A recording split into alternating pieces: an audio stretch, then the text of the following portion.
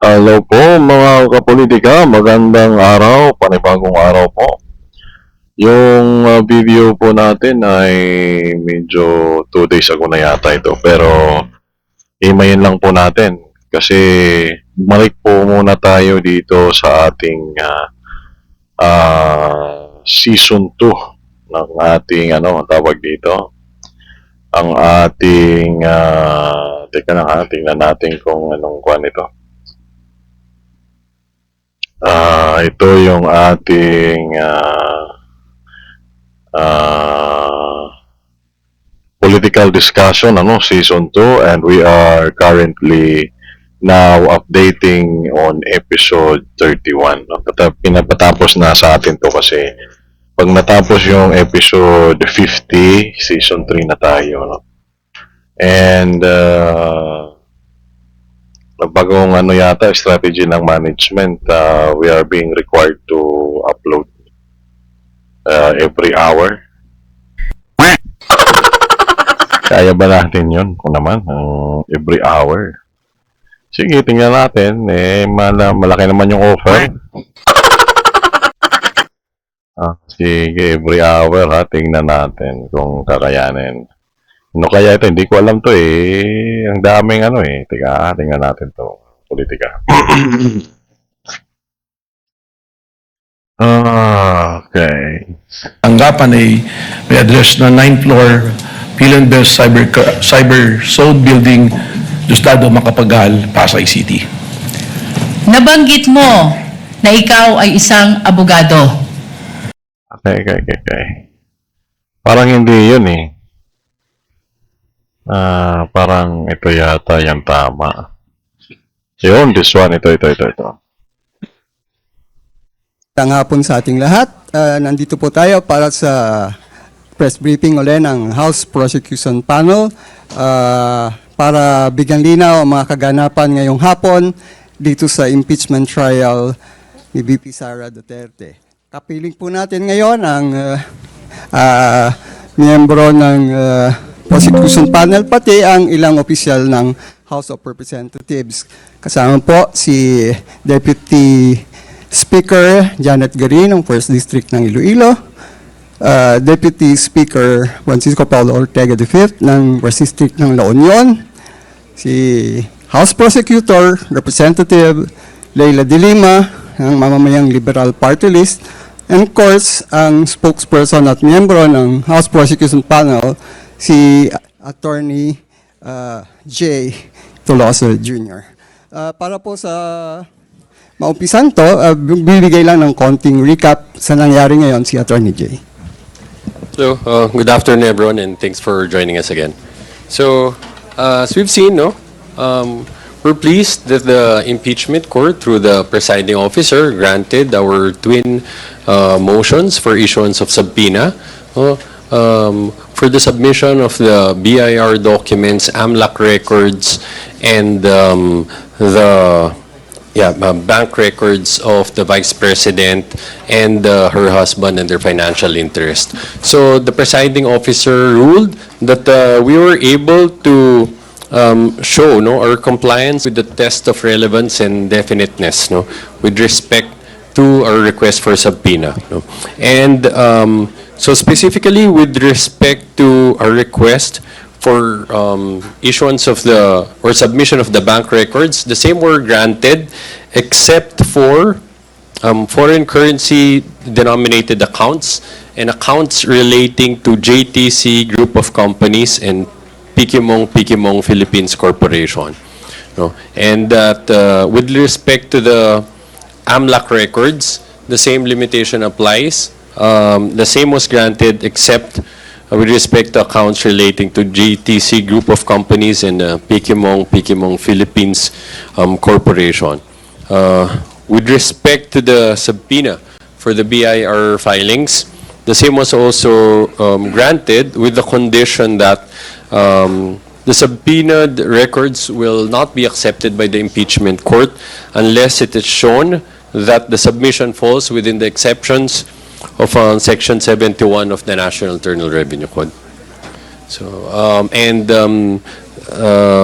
it was also stated that the subpoenas, will require this concerned institutions to submit the documents directly to the presiding officer by July 30, 2026. So we can take questions. All right. Nagagalak siyempre at natutuwa yung prosecution na favorable yung action ng impeachment court dun sa twin request. So it was a twin ruling, pareho grant with certain limitations lang, with certain exceptions including the foreign currency. So ito ay tagumpay ng katotohanan, tagumpay ito ng pananagutan. At hindi lang ito tagumpay, ang usapin dito hindi tagumpay ng prosecution o tagumpay ng defense, tagumpay din ito ng impeachment court because we are seeing here na the impeachment court is upholding its constitutional authority. Hindi ito nagpa-conscript, hindi ito nagpahina dun sa mga supposed na mga confidentiality provisions ng mga batas, ng mga ilan-ilan na mga batas, kasama na dyan yung National Internal Revenue Code, tsaka yung sa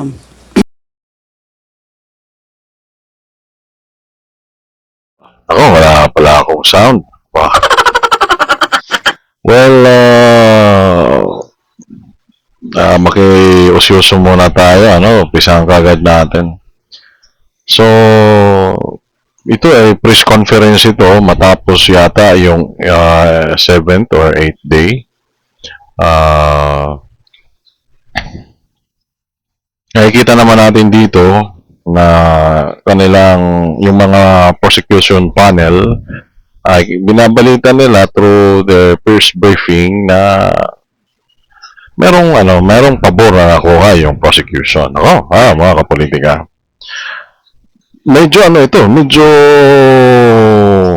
controversial, masasabi natin kasi the provisions of laws, di ba, na ina-assert ng defense is may mga tinatawag na confidential na mga bank records, siyempre. Siguro, yung kanilang hugot na fishing expedition kasi nga, why would you assert na yung impeachment article na nagpayaman yung vice presidente ay may evidence kung bubuksan mo pa lang. Well, on the other hand naman, maaaring ang gusto naman dito tumbukin ng prosecution, walang ibang ways para malaman, Pero sa kabilang banda, ang sasabihin siguro dito, or maybe ang point ng defense, hindi natin sinasabi na yun talaga yung point, ano lang natin, na-observe natin yan, di ba? Sa mga nagdaan, So, siguro naman pwede natin yan, talakayin. Kasi, ang point dito siguro ng defense is, magiging selective naman. Kung bubuksan mo, yung tawag dito, yung mga confidential record, yung tax record, yung bank record, yung bank secrecy law na may mga doon, yung transaction na nandun sa AMLA. AMLA. Syempre, kailangan kailangan makita din natin kung ano yung mga kadahilanan. Kasi yung mga na-observe natin ng mga vlogs, hinihimay, may mga naghihimay sa mga Pero sa atin, since na naman tayo ngayon ay may bagong yung na talagang madamihang video yung i-upload natin. But, siyempre, I cannot promise kasi kakain niya ng oras. Kaya bumalik tayo dito sa politikahan session kasi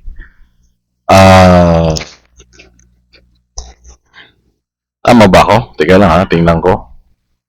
Yung yes. This is political discussion. This is the regular episode of political discussion.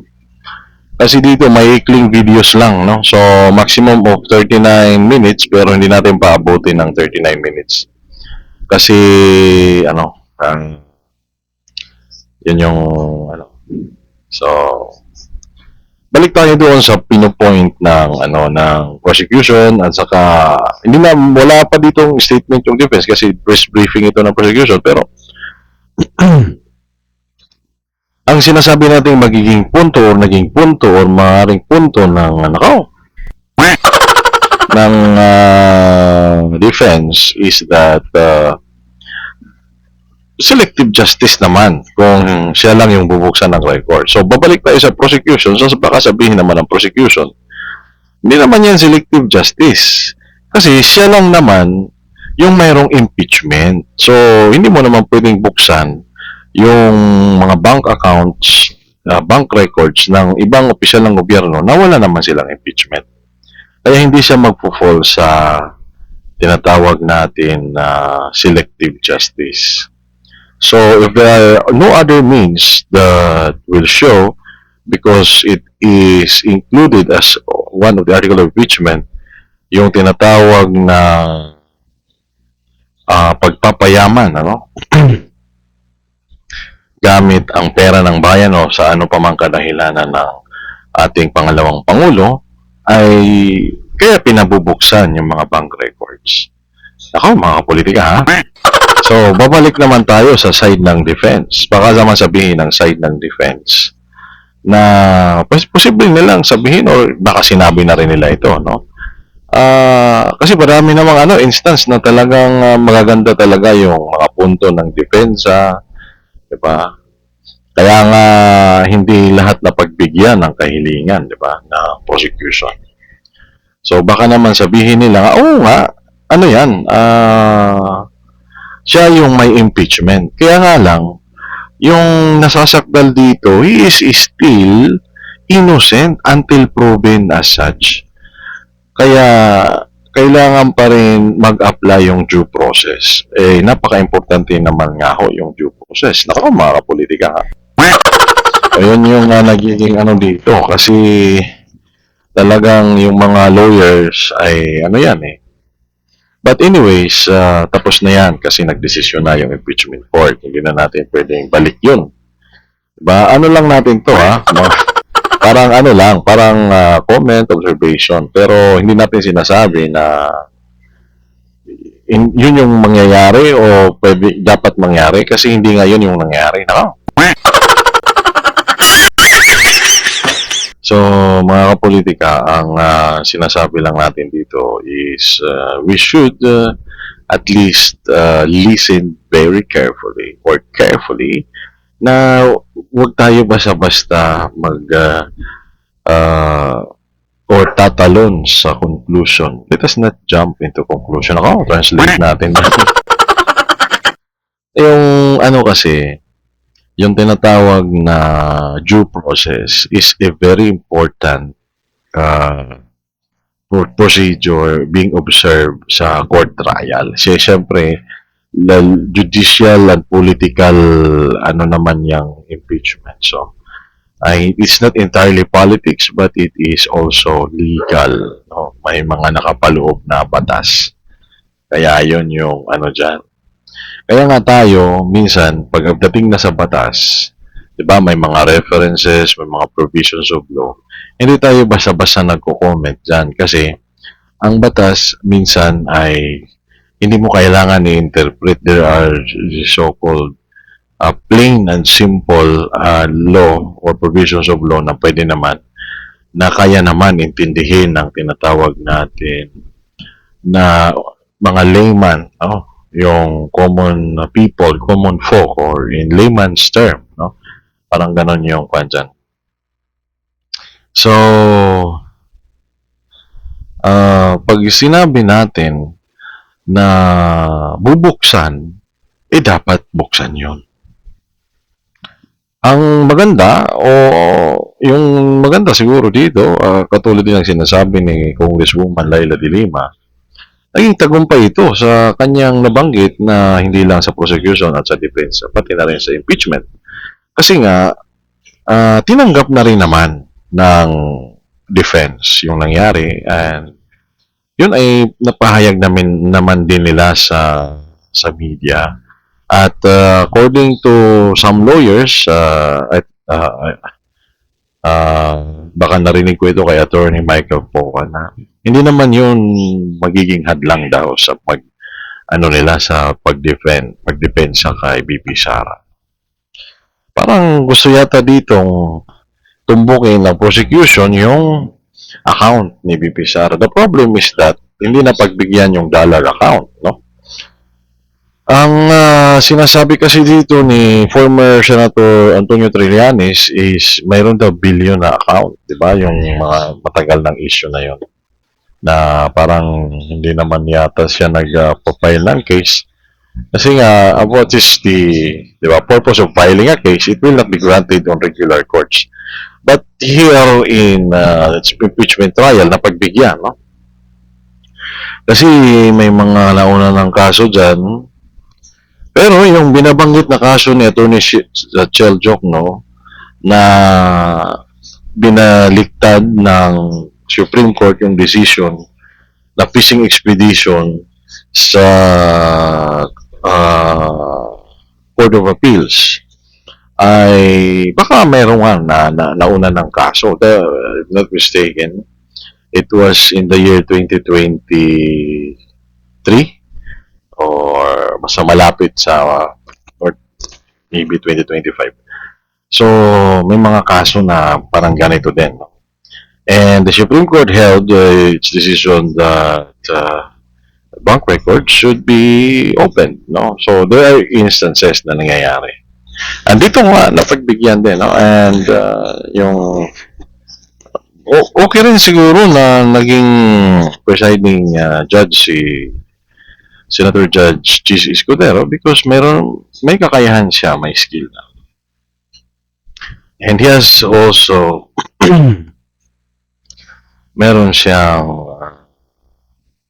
experience na impeachment na siya din yung nag-preside. Nako, mga politika, mahaba ako, limitado lang yung oras natin. Kaya nga, ano natin to.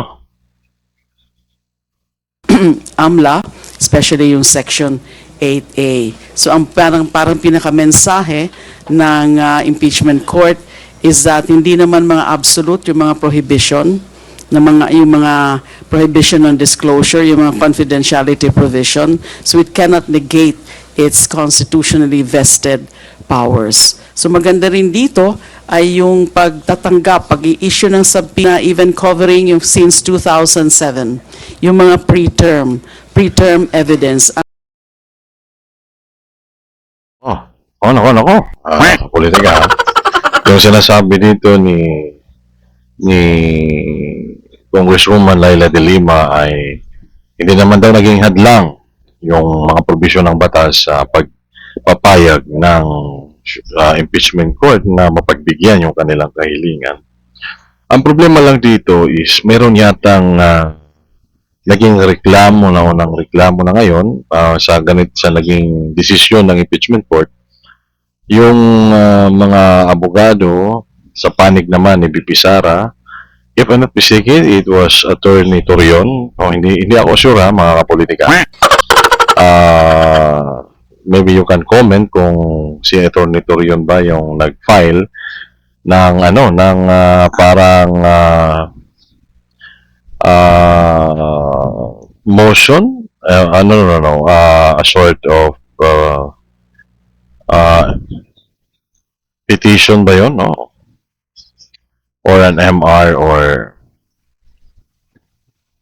pwedeng ganon, di ba? Kasi ang pwede lang naman pwedeng ireklamo mo dito kung pinagbigyan nga ng impeachment court at idudulog mo yung kaso is also pwede ka rin siguro mag-file ng certiorari o di ba yung tinatawag na abuse of authority because kung titingnan mo yung mga punto ng defense wala naman hindi naman pwede na di ba yung mga sinasabi nilang argument na kung mayroong exemption na exempted yung impeachment proceeding, inilagay sana yung impeachment. Pero walang ganong nailagay na provision.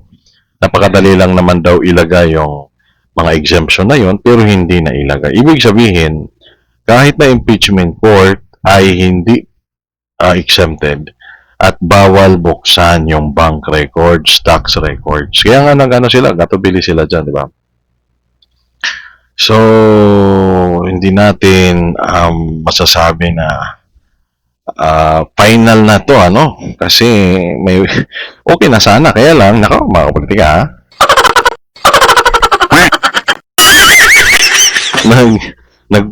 Nag-file kasi sila ng petition yata sa Supreme Court ng pagpahayag ng impeachment court na buksan yung mga bank records. Pero hindi naman pinayagan yung dollar account. So, ito kasi mga kapolitika, ang pinupunto kasi dito, kung lalagay tayo sa defense, ito pinapaliwanag natin dito kasi syempre, ito ay press conference ito ng prosecution. Pero wala po tayong kinakampihan, ha, mga kapolitika. Kasi mahirap naman na, di ba? Ang ano lang talaga natin dito is para sa katotohanan. So, yung sinasabi dito siguro ng defense is paano mo aakusahan yung vice presidente na nagkaroon siya ng ill-gotten wealth nang wala ka namang hawak na evidence. Ang tanging gusto mo lang ay mangalap ng evidence. How is it became part of the article of impeachment in the first place? Parang ganun siguro yun ako. Kasi pumasa sa baka sa mga allegation yata ni former Senator Trillanes, nako. Pero hindi na sinasabi natin na mali yung ginawa ng prosecution. Kasi nga, kung mali yan, bakit napagbigyan ng impeachment court? No? So, there is meron tinatawag, di ba, na katangian yung impeachment court. No? So, a kind of its own, yung sui generis na sinasabi. Kaya, siguro, dahil meron silang ganong katangian, well, even though the law did not mention the exemption, we can still do it because we are not a regular court. We are a court na mayroon tayong sariling diba? Hindi ito regular court, kaya nga legal and political ito. So, doon sa political aspect, pwede nilang pagbigyan kasi politika ang allegation ng mga DDS, bakit pumasa yung impeachment complaint ni VP Sara at hindi pumasa yung impeachment complaint ni Pangulong Marcos. Nako. So, yun yung sinasabi ng mga DDS. Hindi natin sinasabi yun, nako. Na politika nga. Kasi, mas influential naman kasi ang presidente sa House of Representatives, marami siyang kaalyado, kaya hindi na pagbigyan. That is politics, di ba? Based on influence. At yun naman ay napag-aralan na natin dito sa mga natatalakay natin ng mga naunang video. So, pag sinabi mong politika, kapangyarihan yung pinag-uusapan, no? At ang kapangyarihan ay simpleng form nito ay yung influence because politics is human association, pagkikipag-ugnayan. And since we have this political or human association, nagkakaroon ng tinatawag na decision making. No? And since we are talking here the entire government, so there is a decision making of the people. But since everyone cannot become leader, so we have elected and choose among ourselves the leaders. No?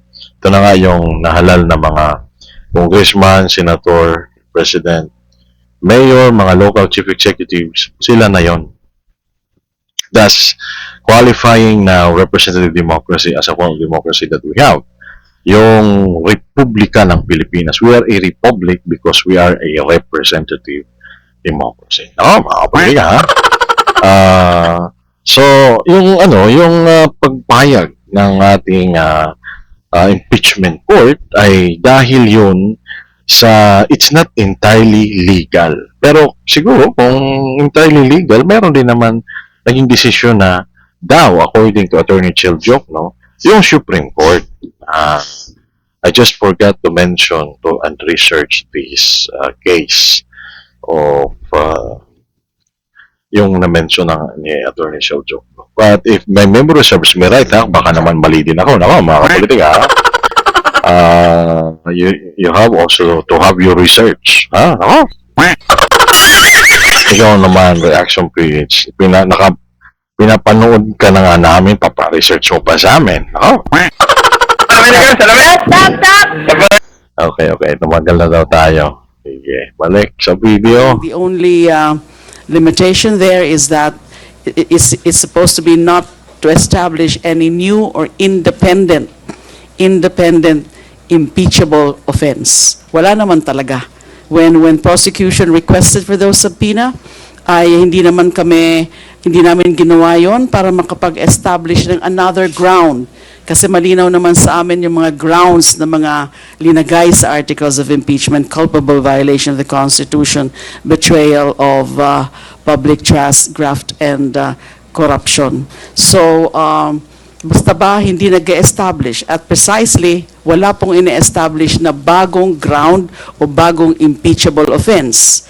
Kundi yung para lang ma-establish, makita yung factual baseline, yung comprehensive baseline ng pag-accumulate ng mga assets na yun, ng mga properties na yun from day one, from the time that the respondent became a public official. Isa pang maganda is yung na isama nga yung mga assets and mga financial interest ng asawa, ng spouse. No? So because the prevailing property regime is absolute community of property. So yan po, this natalakay natin yan sa nakaraang video natin na ang mag-asawa ay meron niyang tinatawag na property regime since wala silang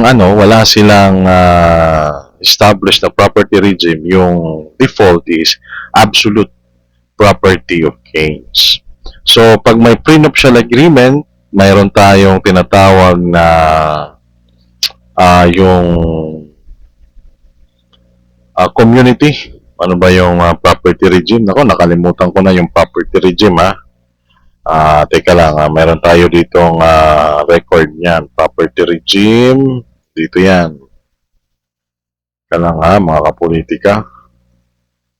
Nako, nawawala yung property regime natin.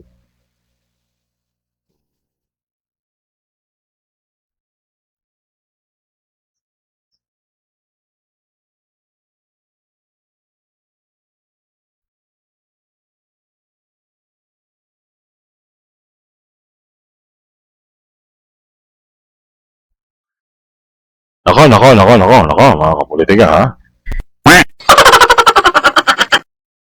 So, meron tayong Conjugal Partnership of Gains or CPG. So, dito sa Conjugal Partnership of Gains, magkahiwala yung kanilang property. So, kung meron siya ng prenuptial agreement bago ikasal si VP Sara at yung kanyang husband na si Attorney Manscarpio, and yung kanilang property regime ay Conjugal Partnership of Gains. So, meron silang separate na ownership of assets. So, hindi mapapakialaman yung asset ni Attorney Manscarpio kasi magkahiwalay, no? Yung income lang, no? Yung pero pwede rin yung complete separation of property, magkahiwalay talaga sila kasi dito sa Conjugal Partnership of Gains, yung mga original property hiwalay pero yung magiging mga profit or fruits ng kanilang pag-aasawa, mga ma-acquire na property sa kanilang pag-aasawa, yun ay pwedeng maging asset nilang dalawa. So there will be a shared common fund between them. So pag complete separation, ito talaga yung hindi pwedeng pakialaman yung property ng bawat isa. Kaya hindi pwedeng mahalungkat pati yung mga bank account ni Attorney Manscarpio bilang asawa ni BP Sara. But since nawala naman na ganito na property regime, so by default, ang mag-ano dyan, o-operate ay absolute community of part property. Bawa, nakiasawa ka, wala kayong prenuptial agreement, diretso na kayo kasal, ibig sabihin, automatic yan, absolute community of property. Diba? Walang, yan yung default, yan yung one. So, siguro, kaya isinali, pati yung mga bank records, at accounts ni Attorney Manscarpio. Ako, mga kapolitika ha, I hope na hindi tayo nagkakamali sa sa paghihimay natin. Lampas na tayo sa oras. This is really a very good day for the prosecution because of the grant. So wala nang hadlang sa paghanap ng katotohanan, sa pag-produce ng mga subpoenaed records na yan or subpoenaed documents from the AMLAC, from the banks and banking institutions, and from the BIR. Clip B. Whatever you can picture, you can generate. Want something wild like a man closes his laptop and transforms into Iron Man? I mean, forget even watching it, just make yourself. To add lang yung kay Kong Leila, nabanggit niya na ito ay malaking hakbang patungo sa katotohanan. At for me, this is a big win for the madlang people. Malaking panalo to na makita rin ng tao lahat ng mga bank records at na-allow to ng impeachment court. At abangan po natin yung mga susunod na araw. Napakaganda po nung sinabi ni Congressman Shell Jokno na walang confidential sa katotohanan. So gusto ko lang ulitin yun. Thank you. Yes, Karin, you have Konting dagdag lang, of course, we give credit to Kong Chel Jokno for the clarity and the sterling soundness of his arguments. Napakalinaw niya po na mag-argue, point ng mga nasa batas, point ng mga nasa facts, yung mga nandun sa articles of impeachment. Magandang hapon po sa lahat. Napaka-importante ng araw na ito, and we would like to congratulate the impeachment court dahil hindi pa man tapos, pero ito ay isang importanteng hakbang patungo sa pag-comply sa proseso hanggang matapos at makita ang katotohanan. Uulitin lang po natin. Mga kapolitika ha, we will continue, tapusin muna natin ngayon kasi hanggang 39 minutes lang ito. So 34 na para pwede natin itong tapusin kasi mahaba pa tong video, may hihimayin pa tayo dito. Kaya lang, pagbigyan muna natin, kailangan natin itong muna, ma-upload. Ako, mga kapolitika ha. So, sige. Muna tayo ha. Abang lang kasi sunod-sunod ito. Bawat oras may upload tayo ha. Mga kapolitika ha.